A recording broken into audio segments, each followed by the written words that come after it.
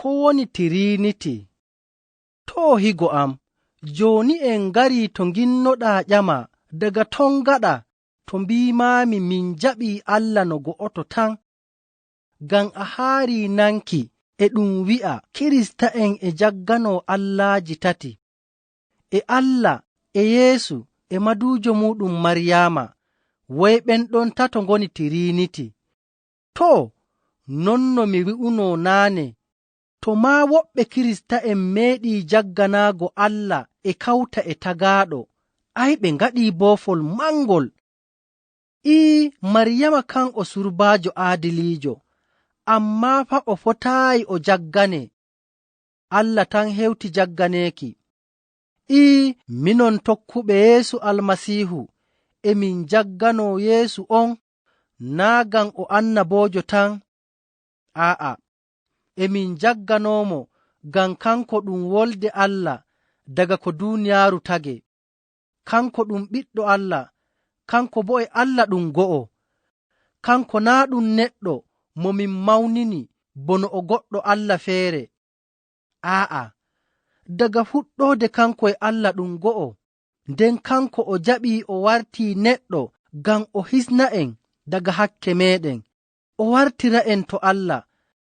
Ngam non o hewtii jagganeeki, ngam kanko ɗum Allah keewuɗo.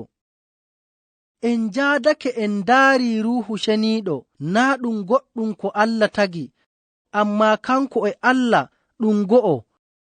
Ruuhu Ceniiɗo e huwa nder neɗɗo, kuugal ngal Allah e hoore muɗum tan waawi waɗugo. Kanko ɗum Allah, o jagganteeɗo non no ɓiɗɗo Allah jaggorante. To, ko mbi'eten?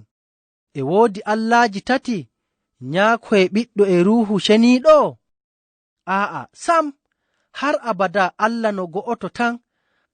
Ammaa ko duuniyaaru tage e woodi go'otaaku Allah, Nyaako e Ɓiɗɗo e Ruuhu. Nyaako on meeɗaayi yi'eego, Ɓiɗɗo on bo warii nder ɓandu wanginanii'en gikku Nyaako on. Nder Ruuhu Ceniiɗo woni mo Nyaako on e Ɓiɗɗo on kokki'en ngam o yottina muuyo Allah dow ɓii Aadama. To higo am, ngam non andu wiiki tokkuɓe Yeesu Almasiihu e jaggano Allah go'oto tan, kanko woni Nyaako e Ɓiɗɗo e Ruuhu Ceniiɗo. Yeesu Almasiihu metii dow ɗum ɗon go'otaaku, nde o wi'i tokkuɓe mo njaha nder duuniyaaru fuu ɓe nga'ajina koo moye warta tokkuɗomo, ɓe ngaɗana jaɓuɓe mo baptisma nder inde Allah Nyaako mo dow e Ɓiɗɗo e Ruuhu Allah.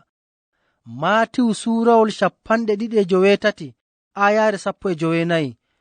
Ɗo e yeeso mi hokkete habaru dow ko woni baptisma.